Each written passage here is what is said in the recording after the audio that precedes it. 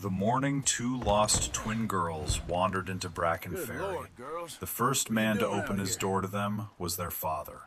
He fed them, wrapped them in his blanket, and for 9 days protected them with the ferocity of a man who felt they already belonged to him. Because they did. What he did not know, what nobody in that little Oregon logging camp knew, was that 5 years earlier, a fall on Widow's Lantern Ridge had wiped his life clean. No wife, no children, no name he trusted, only a hammered copper moon token hanging inside his shirt like a key to a locked house. By the time their mother finally reached the camp, a constable was already preparing to send the girls away, and the man who had unknowingly saved his own daughters was about to look up, see the matching token at her throat, and remember everything at once. In October of 1884, Elias Thorne climbed Widow's Lantern Ridge before sunrise with a coil of rope, a pick hammer, and the kind of hope that makes tired men do foolish things in the dark. He was 34, broad-shouldered from years in the cedar camps, with hands permanently ridged by axe handles and mule reins. He was not a prospector by trade. He was a logging man. But loggers in hard years become whatever the season demands, and that autumn, every camp between Astoria and the inland ridges was full of talk about Widow's Glass, a narrow seam of fire-bright stone old trappers swore could buy a working man his future back. Elias did not want riches because he was greedy. He wanted them because Ada was expecting, because the rented cabin leaked, because every paycheck was already spent before it touched his palm, and because he had grown tired of apologizing to the woman he loved for a future that never seemed to get any larger. The night before he left, he sat beside Ada under a smoking oil lamp while rain stitched the window black. She took 2 thin discs of hammered copper from a cloth bag and pressed one into his hand. "I made them from the kettle your mother used to boil coffee in," she told him. Each token had a crescent moon stamped into the face and a tiny nick near the edge, so the pair could be matched even in the dark. Ada tied one token on a faded ribbon and hung it at her throat. Elias slipped the other into a leather thong and wore it inside his shirt. "So if you come back after sunset," she said, smiling through worry, "you'll still know which house is yours." He kissed her and told her he would be home in 2 days. He never made it back. Widow's Lantern Ridge was wet that morning. Slick basalt, loose shale, coastal mist thick enough to turn every stone treacherous. Elias climbed higher than he should have, following a pale line of mineral flashing under runoff. He stepped onto a ledge no wider than a boot sole. The ledge gave way. He fell 40 feet through alderbrush and broken scree, struck his head on a basalt shelf, and came to rest in a washout where rainwater gathered. A pack train found him the following afternoon, feverish, bleeding, and alive by a margin small enough to shame the dead. He survived. The man who woke up did not. When Elias opened his eyes in a missionary bunkhouse 3 days later, the room made no claim on him. Neither did the women changing bandages, nor the name they kept repeating. They pointed to the copper moon token against his chest and asked if he knew the initials scratched on the back. E.T. He turned the token over in his hand, studied the letters, and felt nothing but pressure behind his eyes. No wife, no child on the way, no cabin, no ridge, no life. Only a pain at the base of his skull, and the sensation that somewhere behind a locked door, another man was pounding to be let out. For months he drifted south and west through places that should have meant something and did not. He sharpened saw teeth in one camp, mended harness in another, slept in haylofts, ferry sheds, bunkhouses, and once beneath an overturned skiff on a rain-flat shore. He learned quickly that a man without a past becomes whatever strangers decide he is. Some called him Eli because it was close enough to the initials. Some called him Ridge because of the scar over his brow. He answered to both. But there were things his body remembered even when his mind did not. He could hitch a nervous mule without being kicked. He could fell cedar clean and low.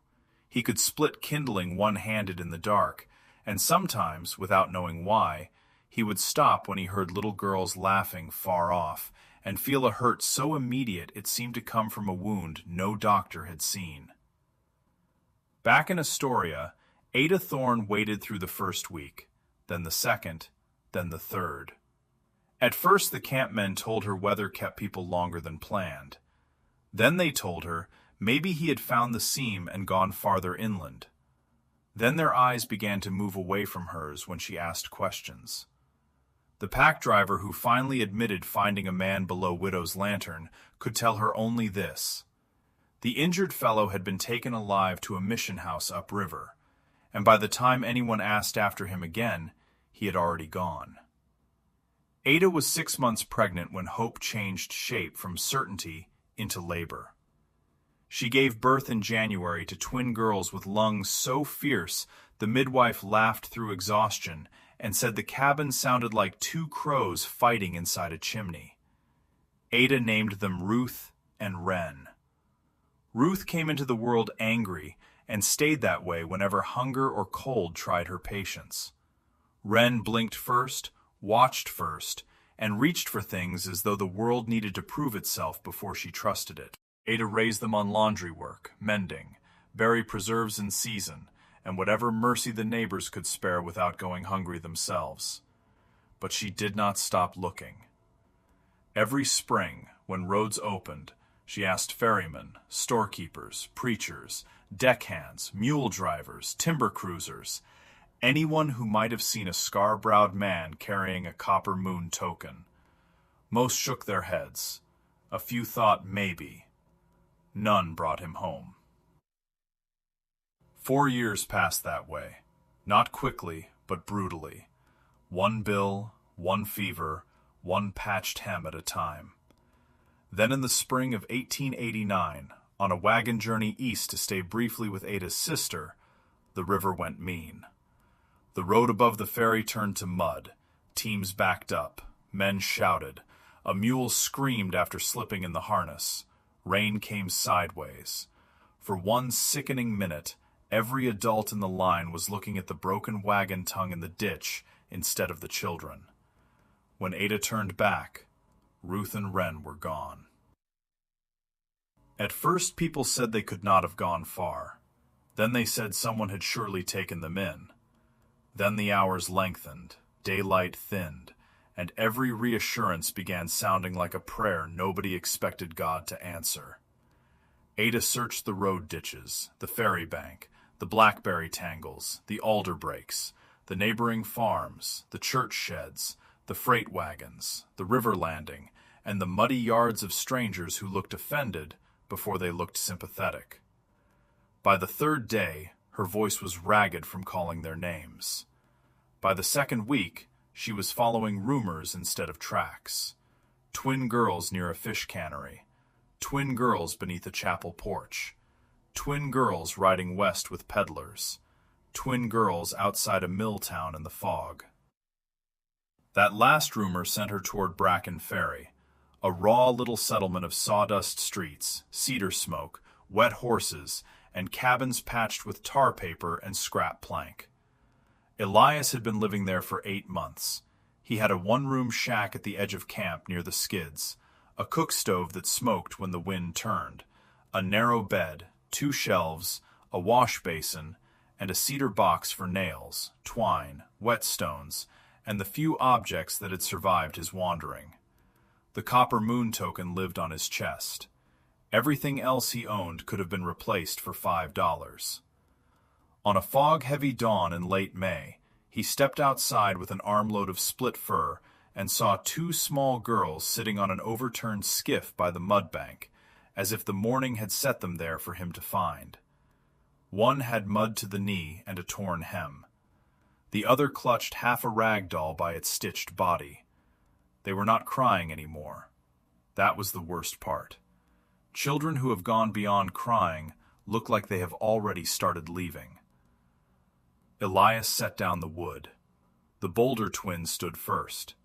She was shivering, but she lifted her chin at him as though daring the world to be kind. The quieter one stayed seated, wide-eyed, pressed against her sister's shoulder. "Where's your people?" Elias asked. The bold one answered, "Lost." Not "we are lost," lost, as if the adults had done the vanishing. Something inside him gave way so suddenly he had to steady himself against the doorframe. Not memory, not yet. Just recognition without explanation. A pull so deep it felt older than thought. He crouched, held out his hand, and waited. The shy one reached for him first. He brought them inside, dried their feet, wrapped them in his only good blanket, and fed them heel bread softened in warm milk. They watched him with the solemn hunger children reserve for strangers they want to trust before it is sensible. "What are your names?" he asked. "Ruth," said the bold one. "Wren," whispered the other. The names struck him strangely. Not like information, like bells heard through walls. He told himself the feeling meant nothing. The camp cook said any fool could see the girls needed keeping until somebody claimed them, and Bracken Ferry had too many men and too little conscience for the task to be left to chance. Elias had the least whiskey in him and the steadiest habits, so the girls stayed with him that night, then the next after that. Days found a rhythm quicker than reason. Ruth wanted to touch every tool in the shack and ask why iron smelled the way it did. Wren preferred the corner by the stove, where she lined up pebbles and bits of shell in careful rows. Elias burned the first porridge, undercooked the second, and by the third morning had learned how much wood the stove liked before breakfast. He braided hair badly. He patched a torn sleeve with sailor's twine. He carved a spoon handle into the shape of a gull, because Ruth said plain spoons looked sad. At night, he sat between the bed and the stove, listening to their breathing and feeling an ache so fierce it frightened him. He did not know these children, but when Ruth stumbled on the step and barked her shin, his whole body moved before thought, and he was there, one arm under her, the other wiping blood with his sleeve, as if he had been training for that exact moment his entire life. On the fourth day, Wren, sleepy and half curious, touched the copper moon token that had slipped from his shirt while he lifted a kettle. "Pretty," she said. The metal hit his skin like ice. For one flashing second, he saw an oil lamp haloed in smoke, a woman's fingers dark with copper dust, and a smile trying to look brave for his sake. Then the image vanished. He sat down so abruptly the girls stared at him. By the sixth day, he had headaches again. Brief, violent bursts behind the eyes, whenever a certain turn of light hit the token, or whenever the girls laughed together in the same pitch. He began waking before dawn with the conviction that someone was coming for them, and that if they arrived too late or too early, something irreversible would happen. Bracken Ferry had its own opinion about found children. Constable Mercer, square-faced, tidy, and convinced order was what remained after kindness failed, gave Elias 1 week to produce a parent, a relative, or a lawful claim. If no one came by the 9th day, Mercer said, the girls would go with a church wagon upriver to St. Anne's Mission. "They'll be fed," Mercer said. "They're fed now," Elias answered. "They'll be housed. They're housed now." Mercer let silence make his point. "You're a camp hand with no wife and no papers," he said at last. "That may be enough for lumber. It isn't enough for raising 2 young girls." Elias had no answer the law would respect. Only the terrible knowledge that the thought of those children leaving his doorway made his chest feel caved in. While Mercer counted down days, Ada followed the Brackenferry rumor through rain and axle-deep mud. She rode in freight wagons when drivers allowed it, walked when they did not, traded the last of her sewing money for a place on a river scow, and slept one night in a smokehouse because there was nowhere else to go. By the time she saw the first cedar stacks above Brackenferry, she had not properly rested in almost a week. Still, she kept moving. Hope at that stage was no longer bright. It was stubborn. A piece of wire twisted so many times it could not be untwisted without breaking. The 9th day came gray and windless. Mercer arrived just after noon with a church matron seated in the back of a spring wagon, a small valise beside her, as neat and final as a gravestone. Campmen drifted near for the spectacle, and then pretended they had other business when they saw Elias standing in the doorway with Ruth behind one leg and Wren behind the other. "Time," Mercer said. Ruth understood enough to start crying angry. Wren did not cry at all. She only buried her face in Elias's coat. He looked down at the top of her head and knew with a calm that frightened him that he would fight if they tried to pull her away. Then from the road beyond the skids came a woman's voice, raw from distance and use. "Ruth!" Everything stopped. Mercer turned first, then the matron, then the campmen.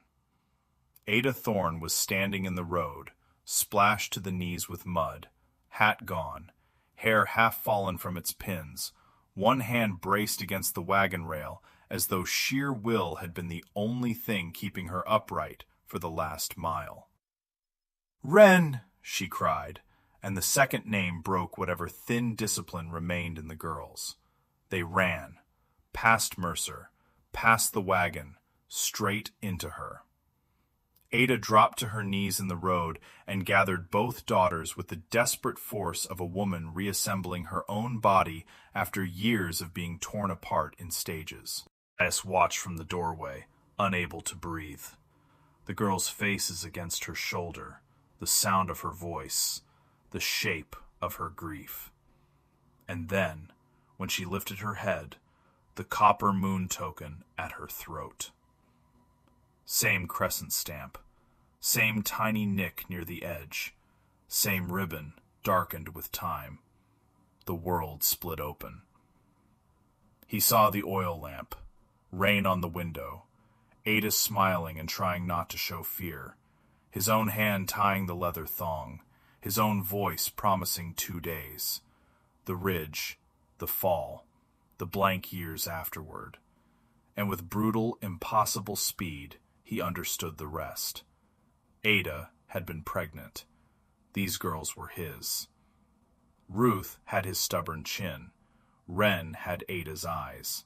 He took one step down from the threshold and nearly missed the second, because memory was returning not as a gentle tide, but as broken timber in floodwater, pieces slamming into place hard enough to bruise. Ada looked up at him then. For one heartbeat, she saw only a stranger with her children's soot on his sleeves and her daughter's trust all over his face. Then her gaze fell to the token on his chest. Whatever color remained in her face left it. "Elias?" she said, not loudly, not confidently. The word came out like something rescued from burial. He tried to answer and found his throat closed. So he touched the scar above his brow, then the token at his chest, then looked at the girls, and tears started before language did. "Ada," he said finally, rough and disbelieving, as if the name itself might vanish if spoken too hard. She stood without letting go of the twins, and came toward him slowly, searching his face not for the man he had been 5 years earlier, but for proof that he was truly inside the ruined version standing before her now. Up close, he could see all the years his absence had cost her. the fine line between her brows from worry, the work callus at the base of her thumb, the exhaustion she had worn so long it had become part of her posture. "I looked for you," she said.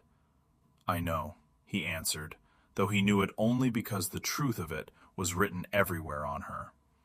Ruth, still clinging to Ada's skirt, looked up in confusion from one face to the other.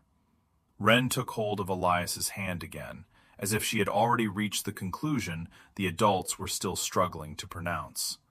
Mercer, to his credit, removed his hat and stepped back. Nobody in Bracken Ferry wanted to interrupt what was happening in that yard. Elias dropped to one knee in the mud so he would be level with the girls. His hands were shaking. "I should have been there when you were born," he said. I didn't know, but I know now." Ruth studied him, suspicious even through tears. Wren leaned against his shoulder as though she had been waiting all week for the adults to catch up.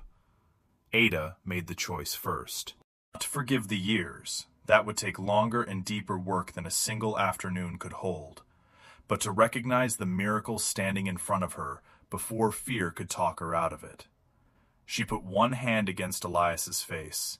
He closed his eyes into the touch like a man coming indoors after weather. The girls moved in without ceremony because children care less for explanation than for the shape of safety. Ruth wedged herself beneath Ada's arm.